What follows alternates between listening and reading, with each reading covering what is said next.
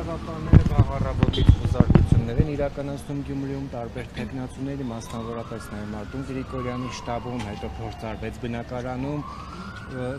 ինչ գնահատական կատարվածին, որքանով դրանք տեղավորվում են իրավական զարգացումների մեջ։ Իրավապահները խոզարկություն, ես ներողություն եմ խնդրում, բայց ձեր իրավական ճշգրիտ ձևակերպումը տեղ կունենար այն ժամանակ, երբ որ Հայաստանում Նիկոլը սպանած չլներ իրավական պետությունը։ Այո, կլինեին իրավապահներ, կիրականացնեին գործողություններ, այդ գործողությունների տակ կլներ իրավական հիմք կամ գոնե թե հիմնավոր կասկած։ Իրավապահ նշանակում է այդ իրավունքի եւ օրենքի հետևից գնացող։ Երբ որ մարդ սկսում է գնալ կառույց, սկսում է գնալ Նիկոլի հրահանգի եւ SMS-ի հետևից, դրա անունը կարա լինի Նիկոլա Ստրուկ համակարգ, դրա անունը կարա լինի Նիկոլին ծառայող համակարգ, ինչ ասես, բայց ոչ իրավապահ համակարգ։ Խոզարկություն չէ, խոզարկություն չի։ Ահաբեկում է բոլոր այն մարդկանց, ովքեր հանդգնել են Նիկոլին ուղղակի չլսել։ Այդ որոշել, որ կարող է Հայաստանում լինի ընտրություն, ընտրական գործընթաց, պրոցես, որոշեն, որ օրինակ գյումրեցին կարող է գնա եւ քվյաթերթիկով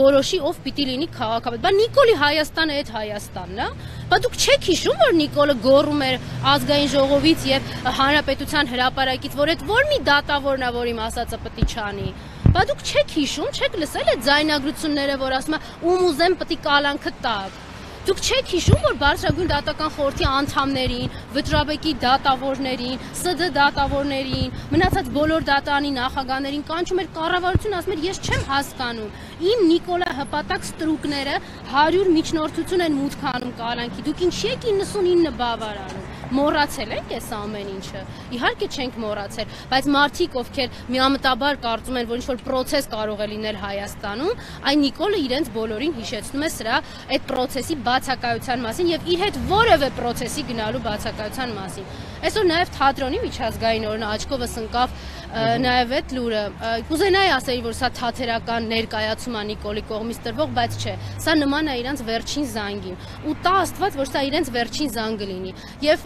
տրամաբանական կլներ, որ մասնագիտությամբ էլ իրավաբան եմ, հիմա էլ ազգային ժողովում եմ գործունեություն ծավալում, տրամաբանական կլներ, որի մաղթանքը պիտի լիներ, ինչպես միշտ ա եղել, պետության վերականգնումից հետո իրավապահ եւ օրինական գործողություններով հասնել արդարադատության։ Իմ մաղթանքը այլ տեղ է։ Նիկոլին, նիկոլականներին, ՔՊ խունտային ծառայող յուրաքանչյուրը պիտի անցնի ոչ թե արդարադատության դռնով, այլ պիտի անցնի այն դռնով, որը Նիկոլը կոչում է անկախ դատարան, վնգստացող դատավոր։ Այս ծրագրի իրականացումից հետո միայն Հայաստանում փոխադարձ արդարադատությունը կկարողանա հաղթել։ Հիմա ձերբակալվել են, պատգամավորի, հակապետի թեկնածուի հայրը եւ որդին հակակոռուպցիոն տեսանյութ տարածել, ըստ որի օրինակ նախընտրական շիբին է փռվել Գյումրիում, բայց նաեւ ընդդիմադիրները եւ հասարակական քաղաքական գործիչները հակադարձում են, ասում են, որ օրինակ Սարիկ Մինասյանը, ով ԿՊ-ի թեկնածուն է, ինքն էր, այս օրերին իրականացվում է ասֆալտապատում, լամպոչկե կա փոխում եւ այլն, եւ օրինակ նաեւ խոստանում է, որ քաղաքացու թաղումը ղայդին կկազմակերպի։ ԿՊ-ին պատկանող Սարիկի վերջին մի քանի շաբաթների հարցազրույցները, որպես Հայաստանի քաղաքացի ու քաղաքական գործիչ լսել եմ, հետևյալ բովանդակությունն է։ Խելոք ձեզ պահեք, մարտի 30-ից հետո կգաք կխոսանք, Հայաստանի քաղաքացիից մեկին ինչ-որ տենց բան, քրեական ենթամշակույթի տրամաբանության մեջ ասում է, այդ քո ասածների համար պատասխան ես տալու, սա չեն լսել, չեն տեսել։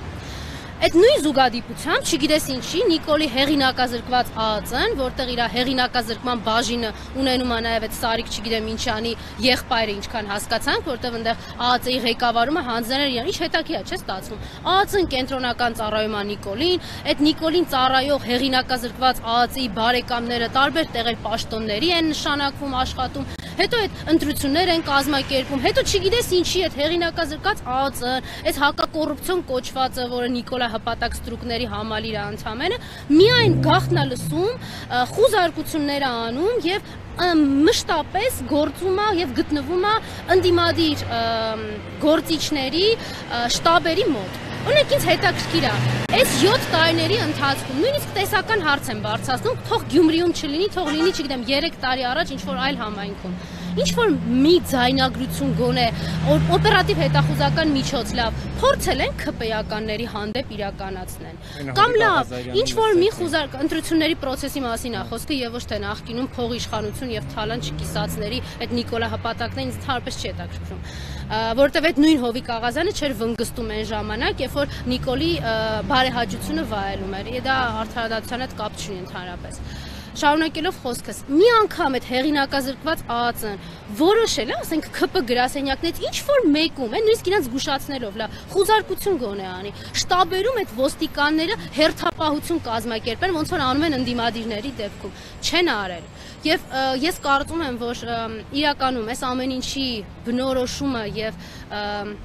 հանգուցալուծումը պիտի հետևյալը լինի։ Բոլոր այն մարդիկ, ովքեր մասնակցում են այդ Նիկոլի հրահանգավորումների, այդ քաղաքական հետապնդումները, որ նույնիսկ իրենց համար կարմիր գիծ չկա, չէ՞, ընտանիք կմտնեն։ Հիմա ընդդիմադիր տեխնացուին ասում են մենք քարոզարշավն ենք ապահովում։ Որդուն եւ հորը կալանավորել, ասում են դու գնա քարոզարշավ արա։ Շատ լավ, ուրեմն այդ փոխադարձությունը տա Աստված, որ իրենց հանդեպ կիրառվի։ Դա վստահեցնում եմ ձեզ, Հայաստանում